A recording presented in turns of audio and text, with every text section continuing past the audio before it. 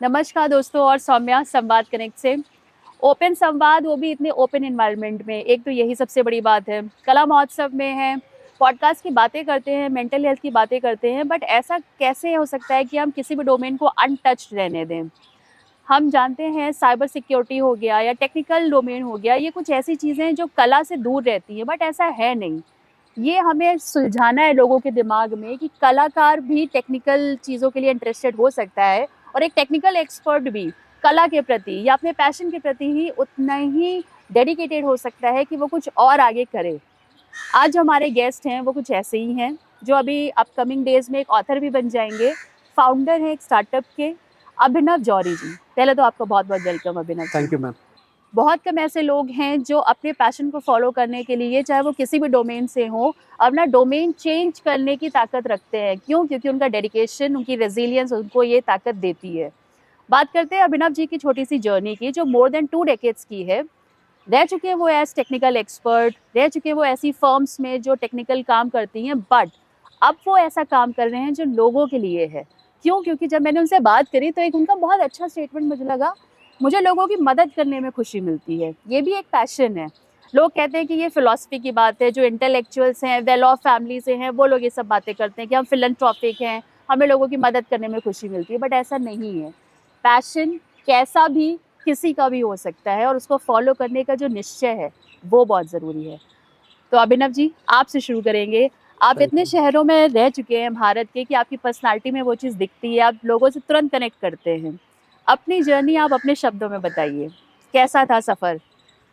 Thank you सबसे पहले तो इस मंच पर मुझे आमंत्रित करने के लिए। ये मेरा पहला एक पॉडकास्ट है। मैंने अभी तक कभी कहीं पॉडकास्ट दिया नहीं है किसी को।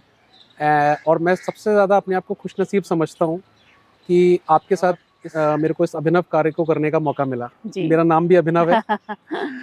तो जैसा कि आपने बताया, मेरे फादर रेलवेज़ में रहे और मैं भी एक बहुत नॉर्मल फैमिली से बिलॉन्ग करता हूँ। और अच्छी चीज़ ये हुई कि मेरे फादर ने मेरे को काफ़ी सारी चीज़ें कई समझाते रहते थे वो। तो मैंने क्या किया कि जैसे स्टार्ट हमने जब किया, तो अलग-अलग स्टेट्स में रहे हम लोग जी। और एक ऐसे एनवायरनमेंट में रहे जहाँ पर मैंने बाकी के कल्चर्स को, लोगों को, काफ़ी सारे लोगों के साथ जुड़ना सीखा बचपन से ही। और मैं बहुत ही सोशलाइज़ करता था। मैं इंट्रोवर्ट कभी भी नहीं रहा हूँ। चाहे स्कूल हो, कॉलेज हो या इवन जॉब में भी मैंने सोशलाइज़ बहुत किया लोगों के साथ और मुझे अच्छा लगता था लोगों से जुड़ना। और जब मैं लोगों से जुड़ता था, तो मैंने ये चीज़ सोची कि कई जगह पर they are struggling, yes. They are facing some challenges, absolutely. Not only in their job but also in their personal lives as well. बहुत सारे ऐसे इंसिडेंसेस हुए जहाँ पर मैंने उनकी हेल्प करी। मैंने कभी ये नहीं सोचा कि इनकी मैं हेल्प कर रहा हूँ तो बदले में मुझे कुछ मिले। बिल्कुल।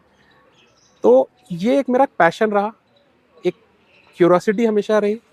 तो मैं चीज़ों को, कोई भी हो किसी भी सेक्टर की, नॉट ओनली आईटी, चाहे वो बिहेवियरल हो, चाहे किसी के वेलनेस से रिलेटेड हो या स्किल बिल्डिंग से रिलेटेड हो, मैं बहुत ही क्यूरियस रहा।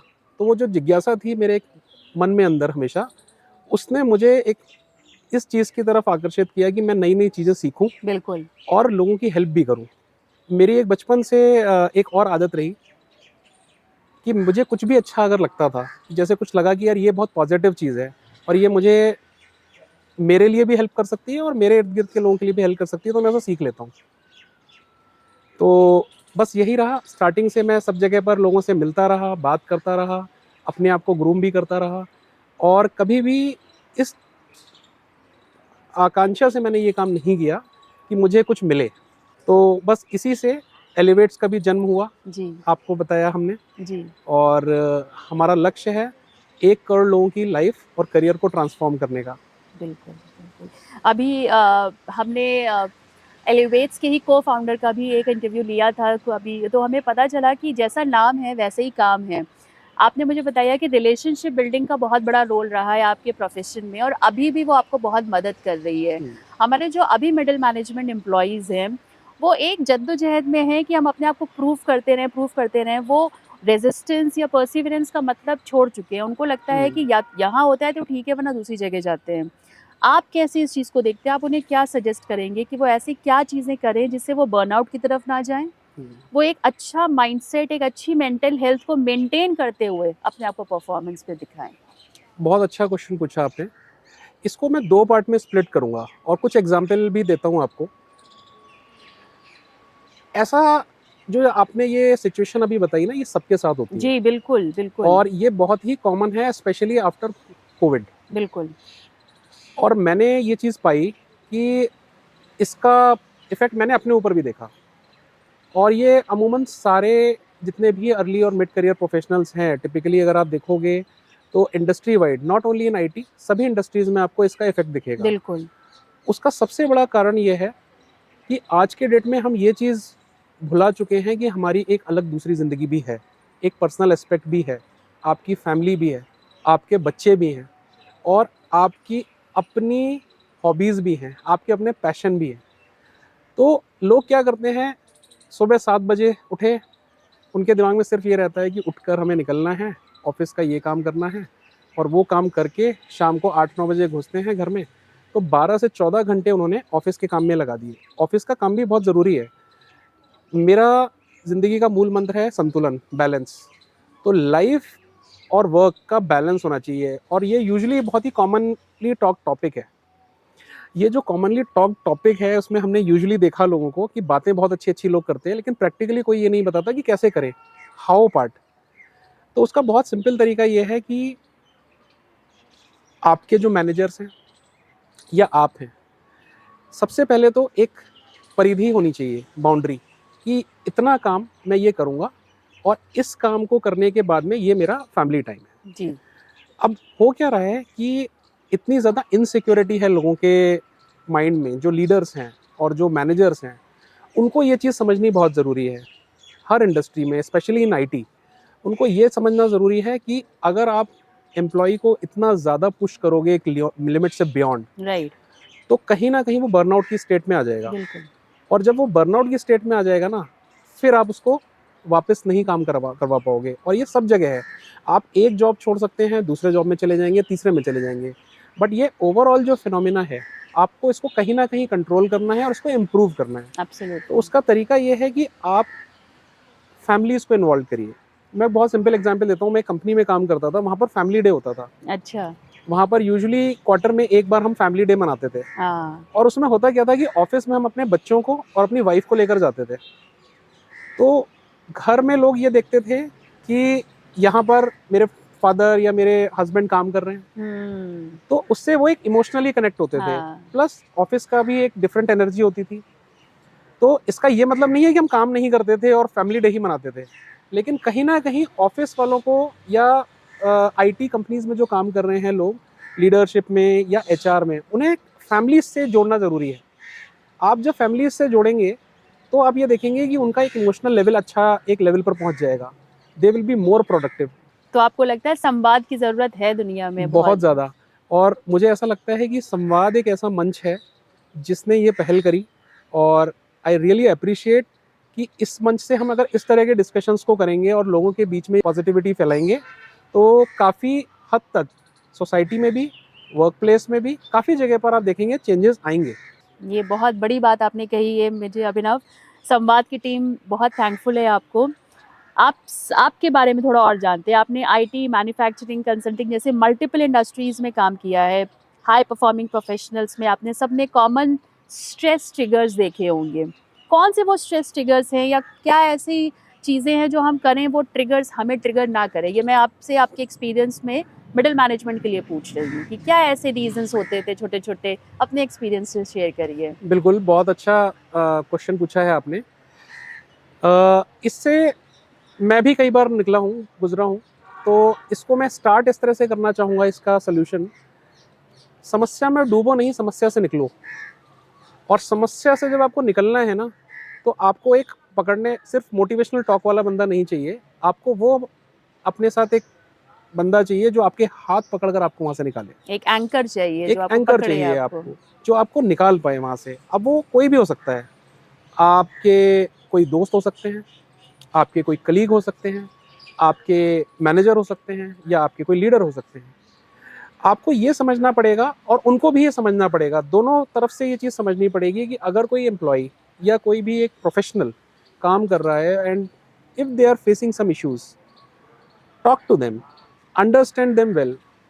डोंट थिंक कि अगर वो आपको कोई चीज़ चैलेंज कर रहा है या कोई ऐसी चीज़ बता रहा है आपको, तो उसको पर्सनली कैरिड अवे मत होइए। हाँ, अटैक मत आपको समझो। ये, हाँ, आप ये ऑफेंड मत हो जाते समझिए, हैं हाँ, लोग, लोग आजकल सीनियर्स के ऑफेंड हो जाते हैं, अच्छा सीनियर्स तुम ऑफेंड हो हमें जाते हैं सिखाओगे। आजकल, बिल्कुल ऐसे ही होता है। हाँ, पहले जब हम लोग काम करना अपने करियर में हमने स्टार्ट किया था, I am very fortunate, I have got some good leaders जिन्होंने मुझे मेंटर किया इनिशियल डेज में। बाद में मुझे इसकी कमी काफ़ी खली, लेकिन मैं अपना जो मेंटर है, फिर मैंने एक मेंटर बनाया, वो मेरा एक सीक्रेट है, वो मैं आपको एंड ऑफ द पॉडकास्ट में बताऊंगा, जो अच्छा, मेरे मेंटर हैं जिनको मैं मानता हूँ। अच्छा, तो अब उसका काम है जो आपका साथ में जो काम कर रहा है, एक कलीग या एक आपसे जूनियर कलीग भी आपका मेंटर हो सकता है। बिल्कुल, बिल्कुल आप वो सबसे सीखते आपको हो। आप उससे सीखते हो और वो आपको बताता है कि आप इस समस्या से जूझ रहे हो और इससे निकलने का ये तरीका है। इसी से हम एक बहुत इंटरेस्टिंग सेक्शन में चलते हैं। मैंने अभी आपसे चर्चा करते हुए जाना, एक अपकमिंग बुक है जो आप लिख रहे हैं, जिसका टाइटल बहुत इंटरेस्टिंग लगा मुझे, द अंडर एस्टिमेटेड हीरो। उन ऑर्डिनरी लोगों के लिए जो सेलिब्रेट करते हैं एक्स्ट्रा ऑर्डिनरी काम, स्ट्रेस को ओवरकम करना या इनर स्ट्रेंथ को डिस्कवर करना, वनरेबिलिटीज को एक्सेप्ट करना। ये मुझे इतना इम्पोर्टेंट लगा कि हम उनसे भागते हैं, हम ये नहीं कर सकते हैं, ये हमारी कमजोरी है या हम लैक करते हैं, अरे इस काम को छोड़ दो, बट उसको एक्सेप्ट करना, if not to get a solution but actually accept for yourself, for your inner peace, yes, ये बहुत ज़रूरी है। तो उसके बारे में कुछ बताइए आप हमें। बिल्कुल। तो ऑफिशियल एक तरह से कह सकते हैं प्री लॉन्च मैं ये दे रहा हूँ आपको इन्फॉर्मेशन संवाद के मंच से ही कि ये मेरी बुक लॉन्च होने जा रही है। मोस्ट लाइकली इसको न्यू ईयर में लॉन्च करूँगा मैं। अच्छा, और इस बुक का टाइटल है द अंडर एस्टिमेटेड हीरो। इसके पीछे भी एक बहुत बड़ी कहानी है। ये भी एक स्टोरी है जो रियल लाइफ स्टोरीज के फॉर्म में मैंने इसका एक कलेक्शन बनाया है और अच्छा। साथ में फ्रेमवर्क्स दिए हैं कि कैसे आप एक सिचुएशन में अगर फंसे हुए होते हो, एक ऑर्डिनरी सिचुएशन में हो या एक प्रॉब्लमेटिक सिचुएशन चैलेंज फेस कर रहे हो, तो कैसे उससे आप बाहर निकलोगे।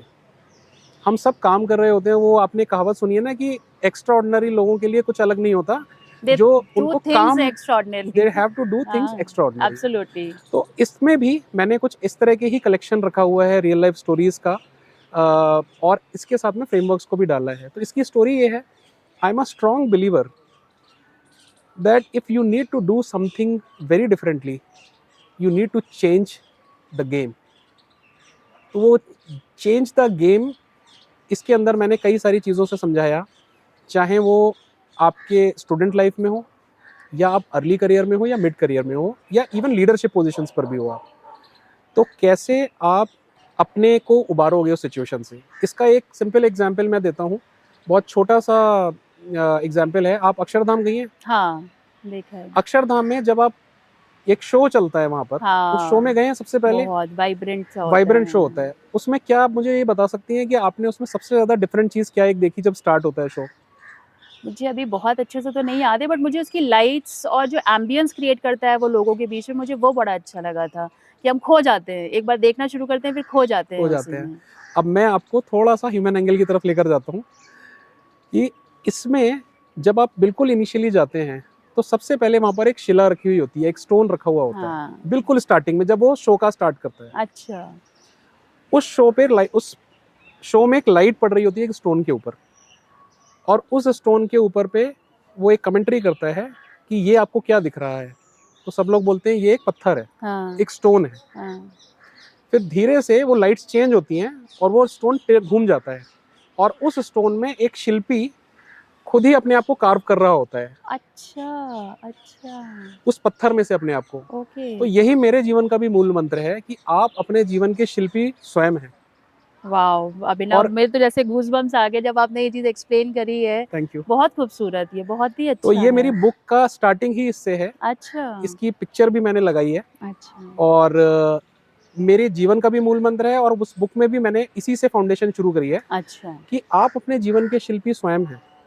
You have to take correct actions, you have to execute if you want to be successful. आपको उस पत्थर को नहीं देखना है, आप खुद पत्थर हैं, लेकिन आप पत्थर को तराश देंगे तो आप अच्छी मूर्ति बना सकते हैं। बिल्कुल। तो अपना जीवन भी ऐसे ही है। आपको जो ये शरीर मिला है, मैं थोड़ा सा स्पिरिचुअल बातों की तरफ भी जा रहा हूँ, लेकिन ज़रूरत ये है, इसका एक स्पिरिचुअल बैलेंस भी लाइफ में होना चाहिए बहुत सबके। ज़रूरी है। नहीं, हम बात ही करते हैं अभिनव कि हेल्थ, जैसे हम mental health, physical health, spiritual health. तो भारत में रहने के बाद स्पिरिचुअल हेल्थ को तो हम मान लेते हैं कि भाई इतने संस्कार हैं, किसी भी रिलीजन को आप फ़ॉलो करो, बट आपकी स्पिरिचुअल हेल्थ एट लीस्ट अच्छी रहती है। बिल्कुल, आने वाले टाइम में भी, क्योंकि वो जनरेशन्स टू जनरेशन्स पास हो रहा है। तो अब हम फ़ोकस करते हैं कि मेंटल हेल्थ, बट अल्टीमेटली सब इंटरकनेक्टेड है, बिल्कुल, कि अगर आप एक भी चीज़ में काम करोगे तो आपकी बाकी दोनों चीज़ों पे असर उसका दिखना बिल्कुल। शुरू हो जाएगा।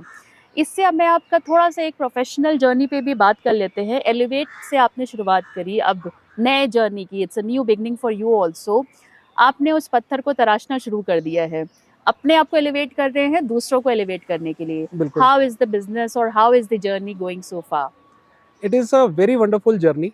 The response which we are getting is amazing. What we are getting is, हमें लग रहा था कि शायद हमारा जो काम किया हुआ है वो लोग परसेंटेज के टर्म्स में अगर देखते हैं, अगर हम थोड़ा-सा बिज़नेस की तरफ चलें या नंबर्स की तरफ बात करें, तो आज की डेट में हम 1000 से ज़्यादा प्रोफेशनल्स को मेंटर कर चुके हैं। 20 से ज़्यादा बिज़नेसेस के साथ हम जुड़े हुए हैं, जहाँ पर हम उनकी टीम को बिल्ड कर रहे हैं। वंडरफुल। और हम सिर्फ टीम बिल्डिंग में स्किल सेट पे या सिर्फ सॉफ्ट स्किल्स पर नहीं ध्यान देते हैं, हम मेंटल हेल्थ के ऊपर भी बहुत फोकस करते हैं। अगर हम इन सारे एस्पेक्ट्स पे एक बैलेंस्ड वे में एक प्रोग्राम के थ्रू किसी को हेल्प करते हैं, तो वो एक प्रोफेशनल तो एक अच्छा बनेगा ही बनेगा, एक अच्छा इंसान भी इंसान बनेगा। बनेगा, बिल्कुल। ह्यूमन एंगल की बात करते हैं कि खुद की वक़्त समझो, तो सबको ही आपकी वक़्त समझने लगेगा कि अगर बिल्कुल, आप अपनी इम्पोर्टेंस समझ रहे हो, बिल्कुल। You are the most important person in this planet for yourself, yes, then comes the other part of the family. Yes, but वही होता है ना कि बीइंग वुमेन कह लो, बीइंग मेन कह लो, बीइंग मदर कह लो, सबको लगता है कि ये ज़्यादा ज़रूरी है हमारे अलावा। Yes. So I appreciate your efforts. मुझे तो बहुत कुछ सीखने को मिलता है। मैं अभी संवाद में मैंने इतने लोगों से मिली, I featured more than 100 people on my page, जो अभी पिछले 2-3 महीने में। मैंने भी नहीं सोचा था कि मुझे संवाद से इतनी जल्दी सारी चीज़ें मिलेंगी, और मैं हर उस इंसान से सीखती हूँ जिससे मैं बात करती हूँ। So I have learned a lot from you too. बस अब आपको कैसा लगा इस मंच पे आके, संवाद के साथ आपको कैसा लगा, और आगे आने वाले टाइम पे हमारे जनता को आप कैसे मैसेज देना चाहेंगे कि वो मेंटल हेल्थ है, संवाद करके द डायलॉग, उसकी हम्म। कितनी ज़रूरत है आज के ज़माने में? इस पे आपका कुछ? सबसे पहले तो मैं ये बोलना चाहूँगा कि संवाद बहुत ज़रूरी है। इसमें फिर एक छोटा सा, अगर मेरे पास समय आप देंगे तो मैं थोड़ा सा एक उदाहरण दूंगा। आप चाहे लाइफ के किसी भी फेज से गुजर रहे हो, चाहे आपके पर्सनल लाइफ में भी कोई इशू आ रहा हो या ऑफिस में भी कोई आ रहा हो इशू, आप बात करें। संवाद मतलब बात करें। बिल्कुल। अगर आप किसी से लड़ाई भी करते हैं ना, तो उसके बाद भी संवाद करना पड़ता है, तभी लड़ाई सेटल होती है। बिल्कुल। महाभारत में भी यही हुआ था। बिल्कुल, सब भगवान कृष्ण ने जब सारा युद्ध हो गया, तो उसके बाद में लास्ट में भी संवाद किया ना धृतराष्ट्र के साथ में। तो आपको कहीं ना कहीं संवाद करना ही पड़ेगा। तो ये संवाद के लिए इंतजार मत करिए, कि किसी युद्ध का इंतजार मत करिए, उस युद्ध को रोकने के लिए संवाद कर लीजिए। और अगर अपने मन में भी कोई अंतर्द्वंद चल रहा हो, तो बात करें लोगों से, चाहे आप मेंटल इश्यूज की बात करें या व्यक्तिगत बातें लोगों की करें, कुछ भी करें। अगर आप बात करेंगे लोगों से, तो आपके चीज़ें जल्दी सॉर्ट होंगी और आप एक पॉजिटिविटी की ओर बढ़ेंगे। तो ये मैं एक सबसे पहले बोलना चाहूँगा। दूसरी चीज़ ये कि आजकल ना एआई, आर्टिफिशियल इंटेलिजेंस, मोबाइल और इन सब चीज़ों में लोग काफ़ी ज़्यादा इन्वॉल्व हैं। देखिए, कुछ चीज़ें बहुत अच्छी है टेक्नोलॉजी की। जैसे अगर आज हम संवाद के मंच पर बैठे हुए हैं और अगर आज मुझे करोड़ों लोगों तक पहुँचना है, तो एक बहुत ही अच्छा मीडियम है। इसके थ्रू हम आज की डेट में 10 करोड़, 20 करोड़ या 50 करोड़ लोगों तक भी पहुँच सकते हैं। ये टेक्नोलॉजी का फ़ायदा मिला हमें। बिल्कुल। और आर्टिफिशियल इंटेलिजेंस को भी आप एक अपने असिस्टेंट की तरह यूज़ करिए, ना कि अपने मास्टर की तरह। आप उससे कोशिश करिए, आप कभी भी अगर कोई घर में काम करता है आपके, तो आप उससे एक स्पेसिफिक काम ही कराते हैं। आप उसको ये नहीं बोलते कि मेरा बैंक का भी काम करे आओ, राइट, या आप मेरे बेडरूम में भी कुछ काम करे आओ, राइट। या मेरे कपड़े भी अंदर रख दो। आप उसे एक स्पेसिफिक काम कराते हैं जहाँ आपको लगता है आपको कुछ हेल्प चाहिए। तो जहाँ आर्टिफिशियल इंटेलिजेंस का या टेक्नोलॉजी का आपको कहीं यूज़ करना है, वहाँ आप उसे यूज़ करिए, लेकिन दोनों के बीच में एक बैलेंस बना के रखिए। और जब आप वो बैलेंस को बनाएंगे, तो आप ये पाएंगे कि आपकी जो कन्वर्सेशन है, जो संवाद है, आप लोगों से बात करते हैं, वो बेटर हो जाएगा लोगों से। और कहीं ना कहीं आप कोई नेगेटिविटी से भी निकलना होगा तो आपको हेल्प करेगा। बिकॉज मोबाइल और आर्टिफिशियल इंटेलिजेंस आपको पॉजिटिविटी की तरफ तभी ले जा पाएगा जब आप बात करेंगे लोगों से। और लास्ट में मैंने एक बात आपको बोली थी कि मेरे मेंटर कौन जी, है। मैं उसी क्वेश्चन पे आ रही थी कि आप पूछने अब वाले आप थे। मुझे बता ही दीजिए कि वो क्या हिडन सीक्रेट है, आपके मेंटर कौन है? मेरे मेंटर वैसे तो मैं सभी से सीखता हूँ, चाहे वो आप हैं या जो मेरे साथ में कलीग्स हैं। मैं हर जगह पर ये सीखने की कोशिश करता हूँ कि कहीं ना कहीं अगर मुझे किसी के साथ टाइम मिला थोड़ा सा भी, तो मैं क्या वो एक चीज़ है वो सीख पाऊँ। अगर मैं उसे थोड़ी फनी भाषा में बोलूँ, क्या वो एक ऐसा गुण है जो मैं चुरा पाऊँ। जी, और जी। ये मैंने महाभारत में ही सीखा। भगवान कृष्ण ने कहा था कि कभी कभी ना आपको रण छोड़ कर भी भागना पड़ता है, तो उनका नाम रणछोड़ पड़ गया। हाँ, और हाँ, उनको हाँ। कहते हैं ना वो माखन चोर रहे हैं। हाँ, तो मैंने वो वाला एक एट्रीब्यूट सीखा कि आप किसी से भी कभी बात करते हैं तो उसकी नेगेटिव चीज़ों को मत पकड़िए, पॉजिटिव में कोशिश करिए कि कोई एक चीज़ आप पिक करिए उनकी और उनको सीखिए, पॉजिटिविटी को चुराइए। बिल्कुल, बिल्कुल। और अब मैं मेंटर के ऊपर आता हूँ। तो मेरे जो मेंटर हैं वो मैं ठाकुर जी को मानता हूँ। बस। तो ठाकुर नारायण जो हैं वो मेरे मेंटर हैं। और मैं कोशिश जब भी करता हूँ कि कुछ भी काम करना है, कहीं भी कभी फंसा हुआ होता हूँ किसी सिचुएशन में, और मुझे ऐसा लगता है कि शायद मेरे को बाकी लोगों से उतनी अच्छी हेल्प नहीं मिल पा रही है या कहीं भी कन्फ्यूजन लगता है मुझे लाइफ में, तो मैं ठाकुर नारायण के पास पहुंच जाता हूँ। बिल्कुल, बिल्कुल। बस तो उन्हीं को मैंने अपना मेंटर माना हुआ है। और उन्हीं से जो जितनी भी मेरे को प्रेरणा मिलती है वो एक बहुत बड़ी प्रेरणा है मेरे लिए। और उसी को बस मैं एग्जीक्यूट कर रहा हूँ। I am just a executor, that's it. मैं ये मानकर काम करता हूँ। बहुत अद्भुत रहा है ये सफ़र अभी यहाँ तक का हम लोग की वार्तालाप का। ठाकुर जी का नाम आने के बाद तो फिर आगे क्या ही कहना है। उनके जैसा मेंटर हो तो शिष्य ऐसी ही ऊँचाइयों तक पहुँचेगा, बिल्कुल। तो दर्शकों, आपसे भी मैं यही कहना चाहूँगी कि अभिनव जी से मुझे इतना कुछ सीखने को मिला इस जर्नी में। अभिनव, आपने इतना अच्छा हमें सिखाया, हमें इतने अच्छे टिप्स दिए। ठाकुर जी के बाद तो कुछ कहना ही नहीं है कि स्पिरिचुअल हेल्थ हमारी क्यों अच्छी है, ये हमें अभिनव से जानने को मिल रहा है। तो बस दोस्तों, आप अपनी मेंटल हेल्थ पे ऐसा कोई स्पेसिफिक फोकस होके काम मत करिए कि अरे आज मुझे मेंटल हेल्थ सुधारनी है। आप अभिनव जी की जर्नी से भी सीख सकते हैं कि डेली रिचुअल्स ऐसे हैं, किसी से कुछ पॉजिटिविटी चुराने में कोई बुराई नहीं है, चोरी हमेशा बुरी नहीं होती है, कभी कुछ फ़ायदे भी हैं। बने रहिए हमारे साथ, हम बहुत जल्द आएँगे एक नए गेस्ट के साथ आपके पास ओपन संवाद के मंच से। बहुत-बहुत शुक्रिया। शुक्रिया thank you, Abhinav. Thank you, thank you. Thank you so much.